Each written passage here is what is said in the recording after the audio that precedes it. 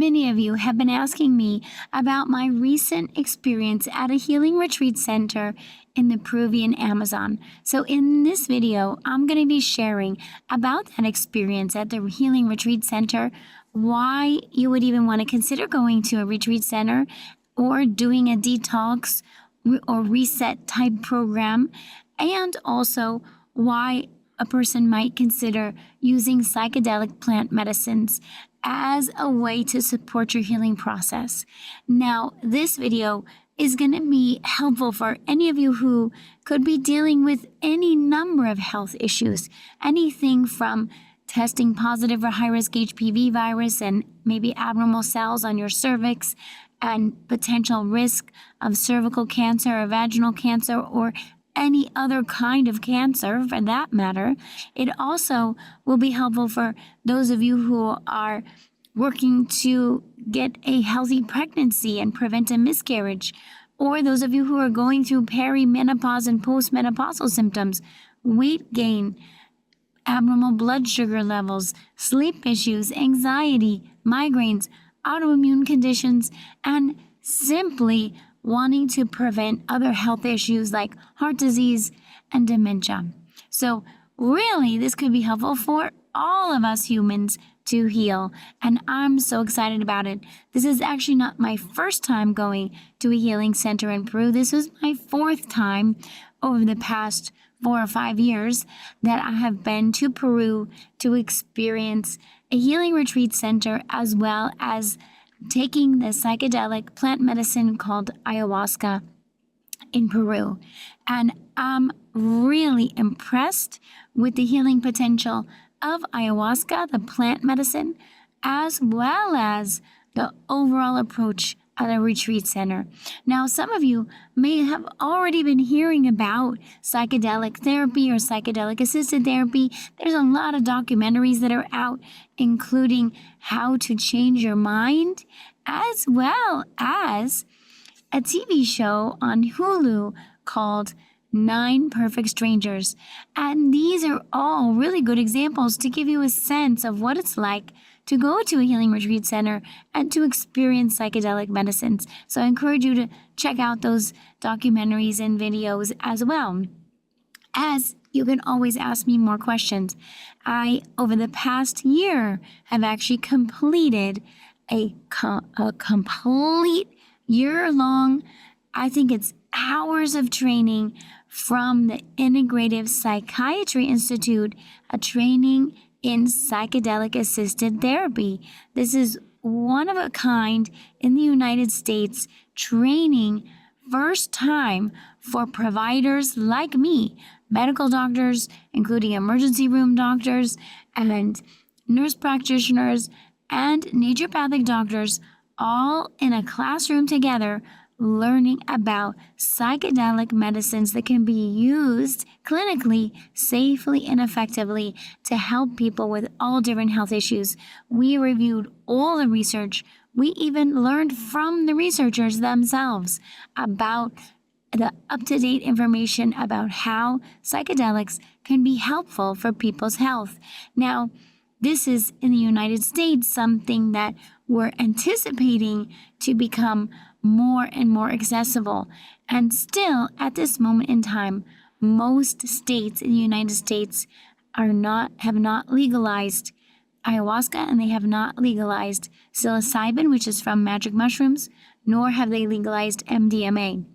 Right now, one psychedelic substance that you can get access to is called ketamine, and there are more and more ketamine clinics coming up, and I am now trained as well in the use of ketamine for specific health conditions, especially for anxiety, depression, but it is also in the research, these psychedelic substances are used also for end-of-life care and as well as PTSD and other traumatic conditions.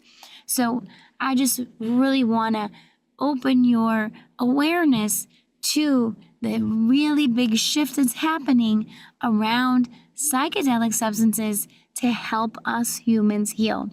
And so that's what originally led me to go all the way to Peru, where ayahuasca, which is a psychedelic plant medicine. So as an herbalist and naturopathic doctor, in my original training, I wanted to go to the Amazon and learn about how they're using herbs that have psychedelic properties. And that's what ayahuasca is. It's actually a mix of two different plants, a vine and a leaf from two different plants that together create a psychedelic experience. Now, the thing is that there's a lot of misconceptions, more than I'll be able to cover in this one video. And so I'll be covering more about psychedelics in upcoming videos because I want you all to be well informed to be able to make decisions about your health. So the thing that I find is the most common misconception about psychedelics is that we are thinking that it's all about what's going on in our mind or what's going on in our thoughts. And actually, psychedelic substances, including this plant medicine called ayahuasca, I'll spell it down below, Ayahuasca, is affecting much more than our mind. Much more than our mind. In fact, one of the things that I feel like is so important about considering a healing retreat and or a psychedelic experience is to understand that it's really a mind, body, and spirit healing experience. And ultimately, as humans, that's what we are. We're not just a body and we're not just a mind. We are mind, body, and spirit. So no matter what health issue you're dealing with, whether it's mental, like anxiety, depression, or in your body, like joint pain or stomach aches, no matter what, every health issue is going to be able to be addressed through mind, body, and spirit. And there is no separation of mind and body. So this is one of the key factors to understand in your overall healing process. And definitely when you start to think about, is it something you'd like to consider to do a healing retreat and or a psychedelic experience?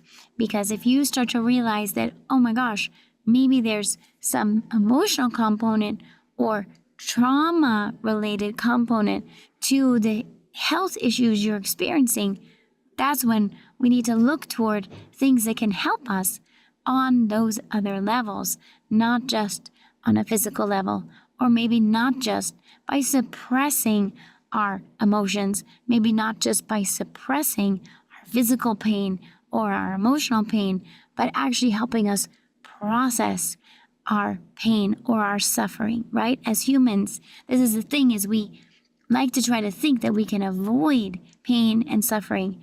And yet, as humans, at some point, when we can acknowledge that actually we do experience pain and suffering as humans, and it's not something to avoid, that's not going to help us heal.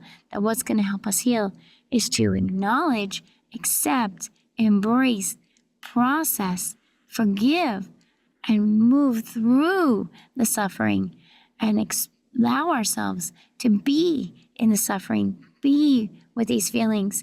And that's when we can actually heal from what we've been through, heal from what we experience as humans. Many of you know that my background is in specializing in stress and trauma, understanding how we as humans are exposed to stress and trauma starting from a young age, from childhood and even before childhood in utero. And we experience generational trauma that can affect us today.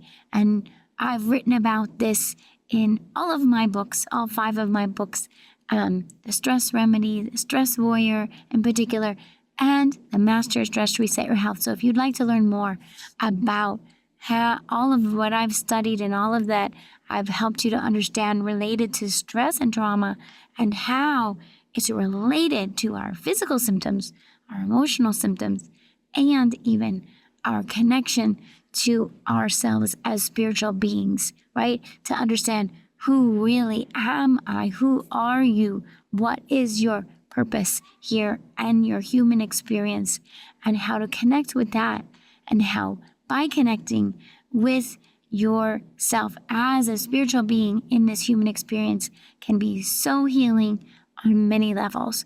So that's one of the reasons why the healing retreat can be so healing, so helpful and healing. So what happens in the healing retreat in the Amazon? So one thing is that it's about being away. That's one way to think about it. Literally flying from the United States. In my case, there were many people who were there also from Europe and Australia, New Zealand. So people flying from halfway around the world to Peru, and then getting in a van and driving in to the mountains, driving in to the Andes Mountains and the Amazon jungle. So we were literally getting away from our usual daily lives. We were also going to a location where we were going to be staying in individual cabins with no Wi-Fi, no EMFs. So we're away from all that technology and stimulation. I mean, me coming from New York, Manhattan to the Amazon and away from everything, right? All the lights, all the busyness, all of the chaos, to a simple, small cabin in the jungle. Now, that part might remind any of you who've been camping. Now, I grew up camping because my father loved to be in the outdoors, so I've been camping since a young age, and maybe some of you also enjoy camping. So this would be like camping in the Amazon jungle. And I, this time, was in a brand new healing retreat center, which meant that the cabins were brand new and beautiful. And now, sometimes in the past when I went to a healing retreat center, they did not have running water. So there was no sink, there was no shower, there was no toilet. We were using outhouses outside, right? And taking a bath in the creek. That also is a possibility. This new healing retreat center had running water. It wasn't hot water. It did have solar heat to the water. So it wasn't ice cold, but it was not hot water. It was cold water, which actually can be very healing to have cold water. In fact, I got used to taking a cold shower because that's the way it was. And you get used to it when you do it day after day. So we were away from hot water. We were away from electricity. And so when it got dark, which the time zone when I was there was that the sun would come up at about 6 a.m. and the sun would go down at about 6 p.m. So we had 12 hours of daylight. And when the sun went down, yes, we had candles, we had flashlights, we even had battery-powered light bulbs. But really, once it got dark, pretty much it was dark, right? Because the cabin didn't have walls. The cabin was open air, mesh walls open to the jungle. So it was dark. And so when the sun went down, I wasn't awake very much longer before I was ready to go to sleep while I listened to the crickets and the frogs in the jungle, making the most beautiful music for me to sleep to. So I was reminding me, because actually with about 2 weeks before I left to go to Peru, I had a week where in my home in New York, my hot water heater went out, my air conditioner went out, and my electric panel went out all in the same week. And sitting in New York in the summer, that was like, oh my gosh, what am I going to do? I need the air conditioner. I need electricity. And then a couple weeks later, I went to Peru, where I found myself in a cabin with no hot water, no electricals, no electricity, and no air conditioner. However, at this location in the jungle, in the mountains, it really wasn't hot. The temperature was actually perfectly right in the middle between cold and warm. In the evenings, even if the wind was blowing, there was a slight breeze, and I would use my blanket. So it was a perfect temperature. I didn't need an air conditioner, and I didn't need a heater. It was right in the middle. So it was amazing. It also was a break from processed foods. So we were eating only whole foods, and we were avoiding all alcohol, caffeine, sugar, salt, dairy, gluten, as well as chocolate. I'm trying to think. we mostly were eating things like rice, maybe brown rice, sometimes quinoa, potatoes, which there's lots of different kinds of potatoes in Peru. Also, avocado. We would get protein from eggs if you eat eggs. And occasionally, like once a week, we could have a free-range chicken. And then we would have vegetables like broccoli, carrots, corn, sometimes beans, lentils. And let me see what else. I think that was about it. That was about the main things, and it was just in a rotation. Occasionally oatmeal. We would get oatmeal. So essentially, they would serve 2 meals a day.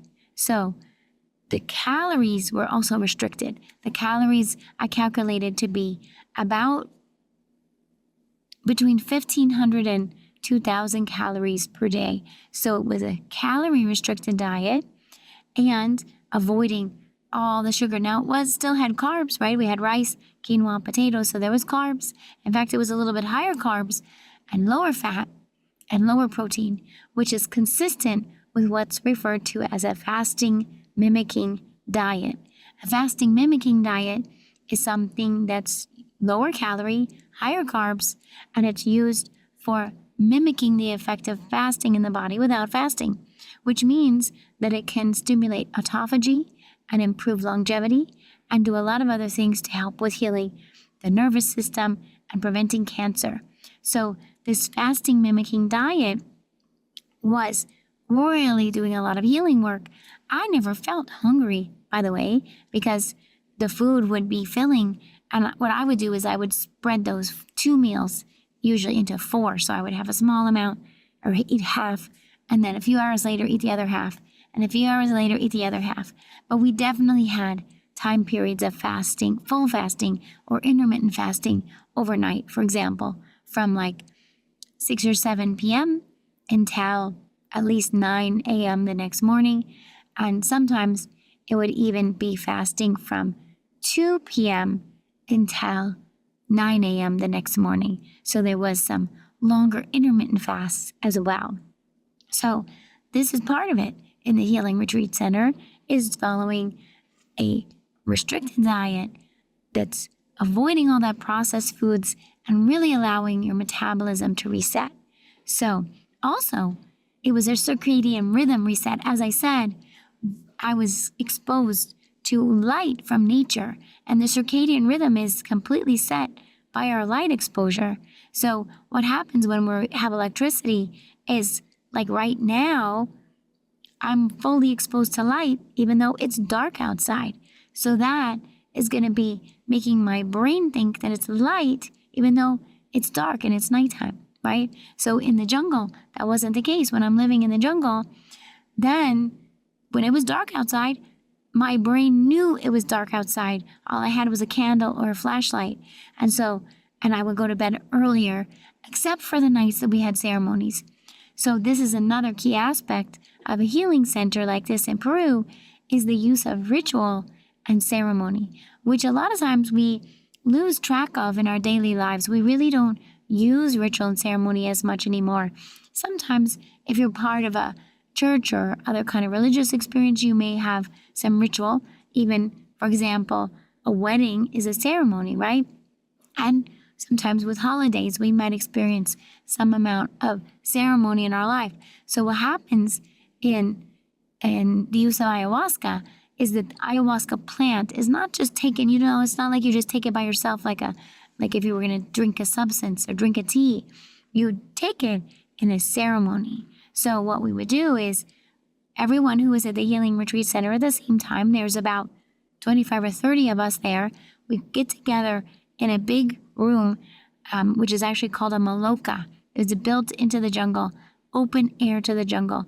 It's a big triangular or pyramidal, like a cone-shaped roof, right? So it has this big ceiling and a big round room, and we all sit around the perimeter in a circle. And we're all doing our individual process, but we're doing it in a ceremony.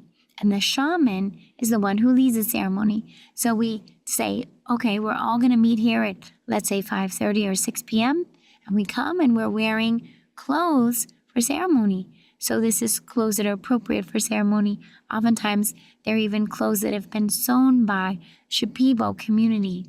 And so we wear specific clothes, and we may wear jewelry that are from the local jewelry makers.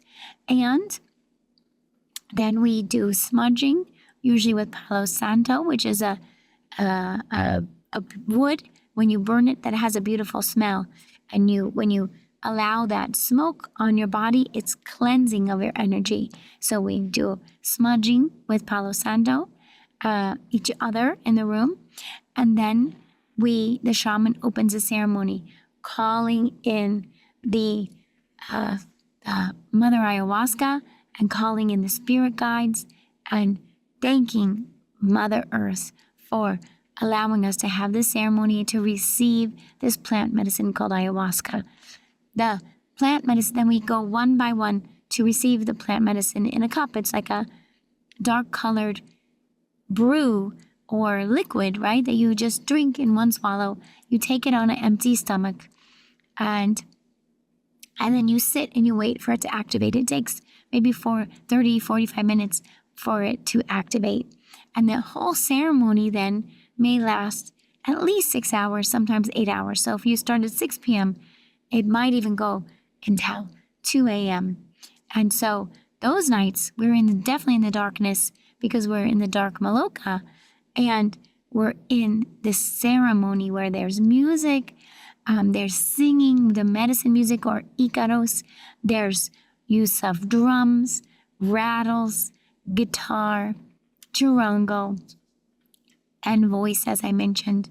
And all of this is a way to help people through the use and the experience with ayahuasca. So when the ayahuasca starts working, the way I feel it is I might yawn, I might feel a little like a vibration inside my body. Sometimes people feel it in their stomach, because you just swallowed it and it's in your stomach. It can be activating inside your stomach. And then you might have visions. So you might see visuals, patterns, colors, and that's part of it.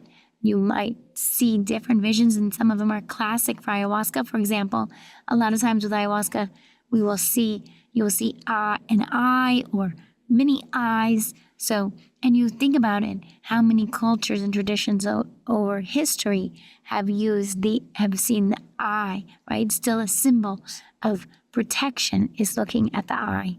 I've done a lot of detoxes over the years, and many of them made me feel a lot worse. Not only that, but I've had a lot of patients come in and tell me how after doing a detox, they have a stomach ache and headache and they can't sleep and they're feeling anxious. And I'm like, I can't just recommend that my patients do a program that's going to make them feel worse. So I finally decided to design my own detox program. It's a 14-day detox program that's not like other detox programs out there in several ways. One is that I'm focused on helping you to get the toxins out in a safe and effective way using nutrients, antioxidants, and supporting our natural detoxification pathways in the body. Also, I'm helping you to decrease your exposure to toxins by learning the ways that you've been exposed to toxins and how to change your day-to-day lifestyle to decrease your toxins over time. And I'm helping you to look not just at chemical environmental toxins, but also emotional and energetic toxicity. And yes, it's possible to accomplish all of this in 14 days. I have so many patients who have done the 14-day detox and report back to me how much better they feel. And I think it's also because I help you to know what to eat. You are getting adequate food that tastes good, plus protein shakes that I developed that are good for your body, that your body knows how to use these nutrients and take them in and use them to help you safely detoxify without feeling worse. Also, I help you to balance your blood sugar levels, get better sleep, and introduce things like meditation, biofeedback, and other types of stress recovery into your day-to-day routine. So I just am so excited about it. I want to make sure you know about this 14-day detox. I'm going to put the link. You can find it at drdani.com/detox-program. But I'll also put the link below so you can find the 14-day detox program at drdani.com. I look forward to guiding you through this detox so that you can actually feel better on your way to better health. So there's different visuals you might see. And at the same time, as you're having these visions, the medicine is working on, again, a physical and emotional and spiritual level. It's considered that the medicine helps bring us into the spiritual realm. So being able to access and see experiences they wouldn't experience in your normal daily life. In science, we call it a non-ordinary state of consciousness, right? An ordinary state of consciousness is like I'm talking to you right now, where we're talking from our mind and our logic. A non-ordinary state of consciousness is when we are allowing our mind, our body, and our spirit to have an experience that's outside of that usual state of logic. And so part of it is even getting practice at allowing the mind to relax and the thoughts to let go, and for the medicine then to take you into this experience. And what I noticed right away is that this medicine is very healing to the vagus nerve. The vagus nerve is really affected by stress. When we go through stress and we go through trauma, it really can affect our vagus nerve. And the vagus nerve is the nerve that connects our brain out to all the different areas of our body, communicates with all our hormones, our digestion, our immune system, our nervous system. And so when trauma affects our vagus nerve, it can really affect our health. And so a medicine like ayahuasca that can help heal the vagus nerve can be so healing, even just on that level. I believe that that's why we experience ayahuasca as sometimes even causing you to vomit up the medicine. It's not like you're going to experience food poisoning where you're vomiting for hours. What happens is you're just basically vomiting right up that ounce of the herbal medicine that you just swallowed. And so that can happen, but doesn't always happen. And I see it as part of resetting vagus nerve function. Also, what can happen is we start to experience or come to mind things that happened to us in the past. So that's where there's a lot of emotional processing. And usually I find it's something that maybe I haven't even thought about in years, and it hasn't come up in any other way. It hasn't come up through therapy, or it hasn't come up through meditation, or it hasn't come up through thinking about it or journaling, but it comes up when you take a psychedelic substance, because they allow you to set aside your thinking brain and allow your body to reveal to you what it needed to process. And not in a scary way. Most times it's just showing it to you and allowing you to feel the feelings, sometimes crying, sometimes feeling that through these experiences. One day I just needed to be able to feel anger, and medicine was showing me this is what it feels like to feel anger. Then oftentimes ayahuasca will then show us how to feel gratitude, how to feel love. And so you feel these feelings with such greatness, it's indescribable, really. Imagine how to feel gratitude in the greatest degree possible. That's what that's like. And your heart is exploding in gratitude and love. So that's an amazing thing to be able to help us get reconnected to our emotions, get reconnected to processing what we've been through. In this recent retreat, for example, I was doing a lot of processing of my relationship with my father who died about 2.5 years ago. And I've processed some of that over the years, but this healing retreat really gave me the opportunity. It's not something I was intending to focus on, but once I took the medicine, that's what revealed itself to me as needing to be processed. And so I processed a lot about my entire life experience with my father and being the person that I am in relation to my father. My father, maybe some of you have heard me say, my father was a pharmacist and ran a pharmacy chain his whole career. And I, as his daughter, saw from a young age that the value of pharmaceuticals, but also the risks, and found that I tend to have a lot of sensitivities and reactions to pharmaceutical medications.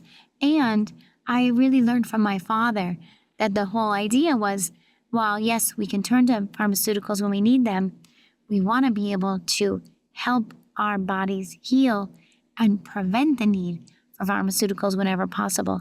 And we can do that through diet and nutrients and herbs, including plant medicines like ayahuasca. So that's what I really connected with as my father's daughter, was how to avoid the need for pharmaceuticals.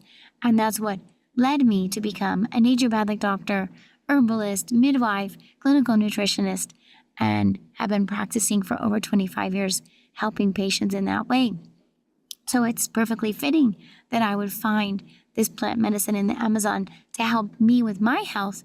And I'm so excited to tell patients about it. But I want you to know, like with anything, it's very important to work with a provider, an ayahuasquera or a shaman who has experience and is being very careful with your case to make sure that there's no contraindications, that you're safe and supported, and using this medicine just like any other medicine you would ever use in your life. You want to use it safely and effectively. So that's really important. It's not something you're just going to run out and do on your own, or just go run to any person who's offering it. You really want to work with someone with integrity, with experience, and that is so, so important. So I, as someone who many times in my life have felt like, what am I doing in this life?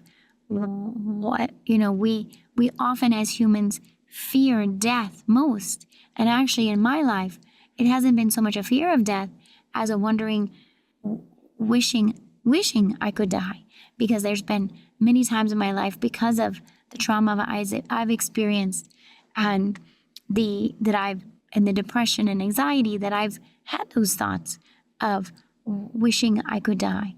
And of all the days that like that, with ayahuasca, I actually had the beautiful opportunity to celebrate dying. And in fact, one of the common experiences with ayahuasca is to experience as if you're dying, but you're not dying. It's the spiritual experience of birth and death and rebirth, which is very, very common in spiritual experiences back in history and throughout time. So actually, that was quite a beautiful experience to feel as though it was the day I was dying, and to feel the celebration of it and the beauty that can happen with death. In fact, there's another documentary that comes to life called The Last Ecstatic Days. And that reminds me of all the research that shows that psychedelic substances can be so helpful for end-of-life experiences for people to reconcile their life experience and understand what their purpose is and be at peace with end of life. So I could completely see that in the experience that I had taking ayahuasca at the Healing Retreat Center.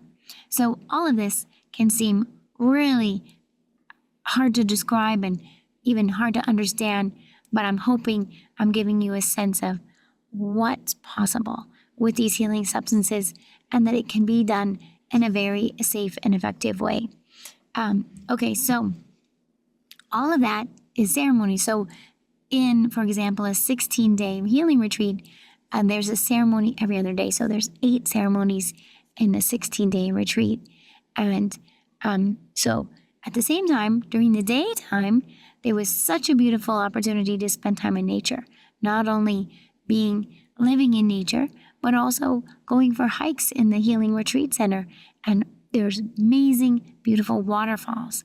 So going on a hike, coming up to this magical waterfall, like in paradise, with all the green leaves and trees, butterflies, birds, and the waterfall coming straight out of the rock, out of the hill, out of the mountain, falling into the water, into the pool, being able to swim in the pool and be able to have a ritual of cleansing in the waterfall is amazing, amazing, undescribable, out of this world, like nothing we could experience anywhere else except for there in that particular place. So that's some of what that experience is like. And I want to, again, emphasize what I see as a healing potential for those of you who might be feeling like you've tried everything. And you might also be just feeling a call inside of yourself, maybe for processing trauma. If you know you've experienced trauma in your childhood, adverse childhood events, or maybe stress and trauma during your adulthood, whether that's a stressful relationship, narcissistic abuse like what I experienced, or could be also from a death of a loved one, or loss again of your home, or crisis that you went through. All of that can be reasons to go to a healing retreat center to help you with processing what you've been through. We know very well from the research that when we process what we've been through, it not only heals us in this moment, but it's preventing health issues in the future, all different health issues. And if you already have a health issue presenting itself, like high-risk HPV and potential cancer, then we know we need to do some healing in order to help you prevent that virus from causing cancer and heal your body overall. You might also be feeling that you want to, or you're kind of being guided into an experience of emotional awareness, expanding your perceptions and your views and your experience. Maybe you've recently been through a divorce or separation in your life, and this sometimes stimulates a desire to look inside and say, why am I experiencing this in my life, and what are things I could do to change this going forward? You might also be drawn to what might be referred to as a spiritual emergence, or expansion of your experience spiritually. And I was, while in the Healing Retreat Center, reading a book, part of my training, called Spiritual Emergency, which is all about different types of spiritual experiences that humans can have. Sometimes people experience spiritual experiences even from breath work, from meditation, from being in nature. Certainly in religious experiences, people can experience these spiritual episodes or spiritual time. It may not happen all at once. It may happen over months. And these spiritual experiences really expand our sense of who we are, our purpose here, and what we value most, and what we want to then offer and as a service to others. So, for example, what you hear from me is a real connection to myself as a healer, as a women's health expert, as a naturopathic physician, as someone who's here to help others to heal from trauma based on how I'm healing from trauma I experienced. I asked, when I was in the ceremony with Ayahuasca, I asked, why is it that I'm the one who's here to help women to prevent cervical cancer and other health issues? And the answer that I found was that and how am I supposed to know how? The answer is, I learned based on my healing experience. As I'm learning to heal myself from trauma, I then can share that with others so they can heal from trauma. And that's a beautiful thing as humans, when we can heal ourselves, and with that same wisdom and knowledge and experience, help others heal. That is beautiful reciprocity and exchange that we can experience as humans. And I believe that's what we're here to do as humans, is to each identify our unique talent, our unique purpose, our uniqueness as a human being, and then to offer that to others and exchange and then receive from each other, right? We learn how to receive from each other and give to each other. And that's where the sense of gratitude and love comes in, when we can find those beautiful opportunities to help each other. So I'm so grateful that I have all of the healing that I've experienced throughout my life, all of the wisdom from all that I have, even everything from my childhood, from my training as a nutritionist, as a naturopathic doctor, as a midwife, all the women who I learned from and researched in that training, all of the patients I've worked with, thousands of patients for over 25 years in Manhattan, recovering from 9/11, recovering from COVID and the pandemic, helping people to navigate these stresses and traumas, and figuring out that actually it's in the recovery from the stress and trauma that we can fend off high-risk HPV, prevent cervical cancer, we can prevent heart disease, diabetes, dementia, we can help ourselves heal. I completely healed myself from migraines as well as from arthritis and pain. When I take ayahuasca, I have zero pain, when otherwise I have most always some pain because of Ehlers-Danlos syndrome and arthritis. So the fact that I can find a substance that has no addictive qualities, no side effects, I don't even need to take it every day. I go to the Healing Retreat Center and then I leave, right? It's not like a medication we have to take every day. It doesn't cause a suppression. It doesn't cause side effects or long-term effects. It simply creates healing. And in that healing, the emotional pain goes away, the physical pain goes away, and I then find the healing part in me that allows me to support others to heal. So I'm so grateful for that experience at the Healing Retreat Center, and to be able to come back and share it with all of you, and to connect with each and every one of you in your healing process, to see where can I use this information to help you understand yourself, what's happened to you in your life, and what are some of the next steps. Even if it's not, you don't have to go all the way to Peru. You don't necessarily have to take a psychedelic substance if you don't want to.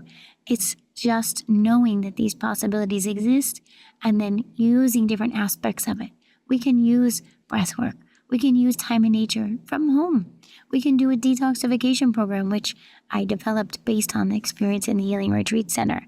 You can I'll put a link to my detox program based on the Healing Retreat Center, the fasting-mimicking diet, the staying away from EMFs and Wi-Fi, the healing that you can do from home using a detox program in 14 days. So I'll put a link for you there. And if you would like to learn more and understand what are the next steps on your journey to really healing yourself, because any of these infections, any of these imbalances are simply messages or signals showing us that trauma is affecting us on a physical level. And it's when we can heal from the trauma that these physical symptoms and health issues disappear. So I'm just so glad to be able to share that with you. I hope that's helpful. I look forward to connecting with each of you. You can comment down below. You can reach out to my office. We can set up a time to meet, and I can get to know you, what's going on for you, and we can think through the different options. What's the next steps? It's all about, there's no race. This is not about rushing or running into anything. It's about understanding where you're starting from, what's the next best step for your case, and we go step by step in the direction, really, more than anything, knowing that the human body can heal, knowing that it's possible to heal from trauma, understanding that we sometimes simply need to be able to release and let go and let our bodies and our spirit guide us to the healing that we need. thanks again for joining me here at How Humans Heal. If you haven't already, then I welcome you to subscribe to my newsletter, subscribe to the podcast, join me for the next episode. I can't wait to share more with you, and including my upcoming guests on the podcast. I'm so excited for them to come to share with you. So thanks again for joining me. I hope this gives you new hope and inspiration for your ability to heal. Don't give up. Believe me, I've been at the very bottom. I've felt all the edges of human reality. I've been through the suffering. I understand. And it's about knowing you're not alone and that healing is possible. I look forward to connecting with you very soon. Thanks for listening to How Humans Heal. If you liked this episode, leave a rating and a review.